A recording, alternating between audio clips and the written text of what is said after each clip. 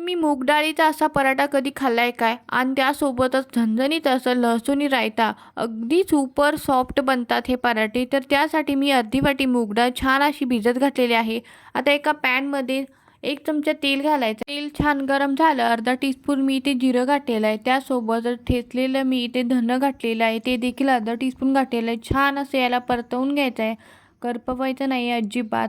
आणि आपण ही जी भिजवलेली डाळ आहे ती देखील घालणार आहोत. सोबतच थोडंसं मी इथं फ्लेवरसाठी अर्धा टीस्पून बडीशेप घातलेली आहे. छान याला 2 ते 3 मिनिटं शिजवून घ्यायचे. हलकी डाळ सॉफ्ट झाली की आपण हे काढून घेणार आहोत. आता कणिक मळण्यासाठी 1 वाटी गव्हाचं पीठ घेतलेलं आहे. 1 टेबलस्पून मी ते बेसन घेतलेलं आहे. थोडंसं तीळ घ्यायचं आहे. चवीपुरतं मीठ घ्यायचं आहे आणि हातावरती आपण असा छान असा क्रश करून ओवा घालायचा आहे आणि कस्तुरी मेथी देखील घालायची आहे.